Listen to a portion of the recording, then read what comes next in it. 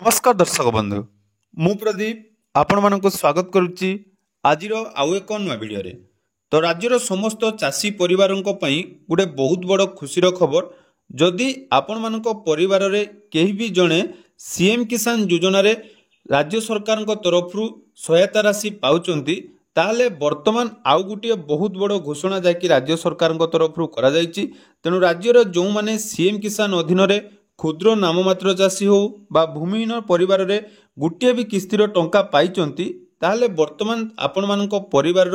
पिलामानकर पाठ पढ़ा पई राज्य सरकार तरफ वार्षिक 60,000 टंका पर्यंत सहायता राशि मिलिया पई जाउची। तेणु ए विषय में ऑलरेडी आपण माने जानिथिबे जेतेबेले सीएम किसान योजना रो टंका मिले से समय राज्य सरकार तरफ सीएम किसान योजना रे जो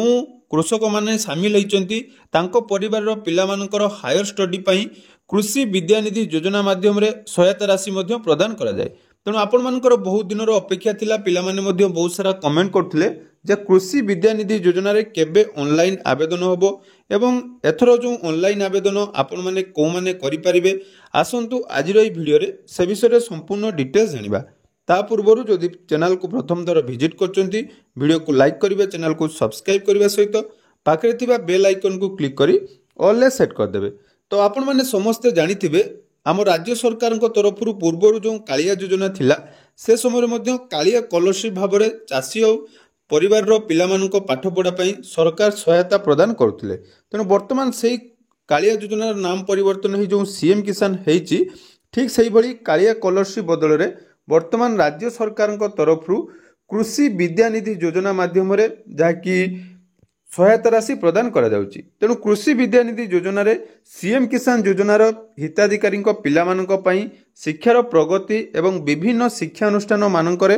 वृत्तिगत तथा वैषयिक शिक्षा ग्रहण करुथिले कृषि विद्यानिधि योजना माध्यम रे जाकि सहायता राशि प्रदान करा जाउची। तेणु चलित वर्ष आपण मानक पई कृषि विद्यानिधि योजना को नहीं गोटे इंपोर्टाट अपडेट आसी जाइछि जहाँकि आज ठारू जो पिला माने कौनसी भी हायर स्टडी करुचंती सेमानकु एही योजना माध्यम रे वार्षिक 60,000 टंका पर्यंत सहायता राशि मिलिया पई जाउछि। तेणु आसंतु ए विषय रे आउ किछि इंपोर्टाट अपडेट जानिबा ता सहित आपण माने केउ माने यहा पई आवेदन करि परिबे एवं केते टंका आपण माने पाइबे से विषय रे मध्य मु आजिर ए वीडियो रे डिटेल्स कहि देबी। तो देखि पारथुबे जहाँकि आमर कृषि विद्यानिधि योजना रे वर्तमान आपण मानक पई इंपोर्टाट अपडेट आसीगला जो माने सीएम किसान हिताधिकारी परिवार मेधावी छात्र छात्री मानकु वृत्तिगत एवं वैषयिक शिक्षा पई आर्थिक सहायता व्यवस्था करा जायछि। तेणु एआईएसएईजी मानर सरकारी शिक्षानुष्ठान समस्त खर्च एवं बेसरकारी शिक्षानुष्ठान निर्धारित हार रे खर्च वहन करिवे राज्य सरकार। जातीय शिक्षानुष्ठान यथा आईआईटी आईआईएम एनआईटी एम्स एवं आईसीआर रे उच्च शिक्षा पई योग्यता छात्र छात्री को सरकार सहायता प्रदान करेंगे। देखो वर्तमान जदि आम देखा ऑनलाइन आवेदन जहाँकि आरंभ हो जाइए अर्थात 15 तारिख ठारू अर्थात आज ठारू वर्तमान आपण माने ऑनलाइन करेंगे एवं जो छात्र छात्री माने या पई एलिजिबल अच्छी तांकर आवेदन शेष तारीख 30/11/2025 ता सहित अनुष्ठान प्रधान मुख्यों द्वारा छात्र छात्री रेकर्ड ऑनलाइन जांच सबकि जोटा कि डिसेम्बर 15 सुधा कंप्लीट हम एवं मुख्य जिला कृषि अधिकारी द्वारा छात्र छात्री रेकर्ड मध्य ऑनलाइन ले जाकि पंजीकरण बा जांच जनवरी 2026 सुधा हो। एबे आसंतु एई जो योजनार गाइडलाइन कौन कौन रही से विषय जानिबा बहुत किछि डिटेल्स इनफॉरमेशन आपण मानकु जानिया पई पड़िबो। या सहित पिला माने जो माने वर्तमान पोस्ट मैट्रिक स्कॉलरशिप पई आवेदन करचंती से माने मन रखिबे जदि आपण माने गुटिए स्कॉलरशिप पई आवेदन करिचंती ताले आउ गुटिए स्कॉलरशिप पई आवेदन कले मध्य जे कोनोसी गुटिए स्कॉलरशिप रो टंका आपण माने पाइबे। एबे आसंतु देखिबा जो कृषि विद्यानिधि योजना रे आउ कोन कोन गाइडलाइन रही एवं यह पई को माने एलिजिबल अटंदी। तो ये कृषि विद्यानिधि योजना जोटा कि 2024 मसीहा ठारू आरंभ होईची एवं एही योजना माध्यम रे राज्यर समस्त सीएम किसान हिताधिकारी आपण माने स्मॉल एवं मार्जिनाल फार्मर हुंतु बा लैंडलेस एग्रीकल्चर हाउसहोल्ड हुंतु बा आपण मानकर भूमिहीन परिवार हेइथिले मध्य आपण माने कृषि विद्यानिधि योजना पई एलिजिबल हेबे। एथिरे देखंतु किछि निर्दिष्ट कोर्स रहिछि जहा पई पिला माने आवेदन करि परिबे। ता भितरे देखंतु कोन कोन जाउछि ना प्रोफेशनल और technical graduation course like MBBS BDS BHMS BMS B pharm BSc nursing PB science nursing BSc honours जदि आपण माने एग्रीकल्चर करछंती एभली देखंतु बहुत सारा रही जमी BSc honours horticulture BSc honours आपण मानकर फॉरेस्ट्री फिशरीज यही सब डिपार्टमेंट रे जो माने करिसंती से माने केवल या पई एलिजिबल हेबे ता सहित आउ रही देखंतु बीटेक रही आपण मानकर बीबीए बीसीए यही सब गवर्नमेंट इंस्टीट्यूट बा प्राइवेट इंस्टीट्यूट रे जदि आपण माने करूचंती जोटा कि ऑल इंडिया सर्वे और हायर एजुकेशन डिपार्टमेंट तरफ एप्रूव हेची सेही सब इंस्टीट्यूट रे जदि आपण माने पाठ पढुचंती ताले कृषि विद्यानिधि योजना पई एलिजिबल हेबे या सहित पीजी कोर्स जेमिति कि आपण मानकर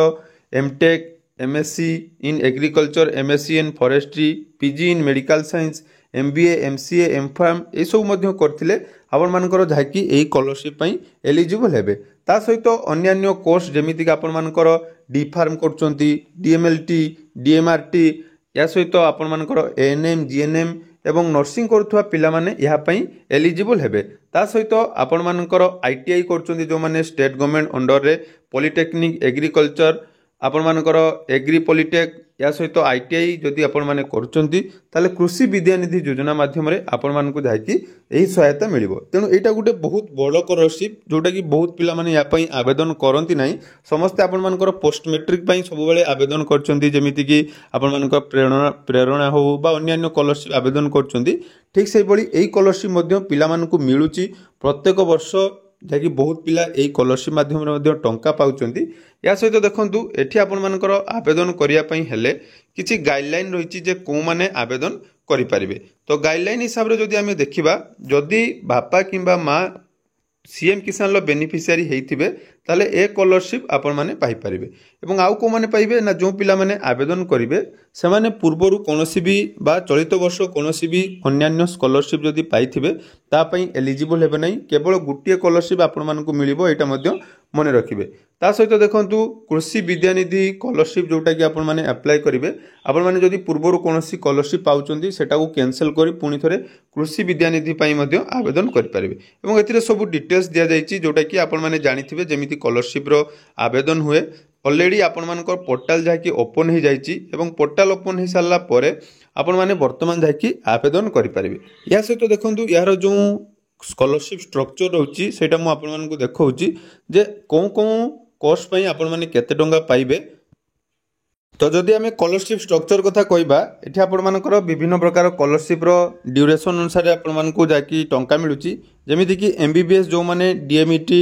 बा 4.5 इयर्स करचंदी तांकु पर ईयर केते टंका मिलुछि 37,950 टंका से बळी बीडीएस करथुले आपण मानकर 37,950 टंका प्रत्येक वर्ष बी फार्म पिला मानक पई 35,000 जोटा कि मिलुछि ता सहित बीएससी नर्सिंग जो माने करचंदी प्रत्येक वर्ष 19,450 टंका एई कृषि विद्यानिधि योजना माध्यम रे स्कॉलरशिप प्रदान करा जाउछि ता सहित पोस्ट बेसिक बीएससी नर्सिंग रे 2 वर्ष जो कोर्स रही सेठी 14,650 टंका पर ईयर मिलुछि ता सहित डीएमएलटी जो माने करचंदी 2 वर्ष जोटा होउछि आपण मानकर डीएमएलटी रो कोर्स रो ड्यूरेशन सेठी मध्य 18,000 पर ईयर जाकी विद्यानिधि योजना माध्यम रे स्कॉलरशिप प्रदान करा जाउछि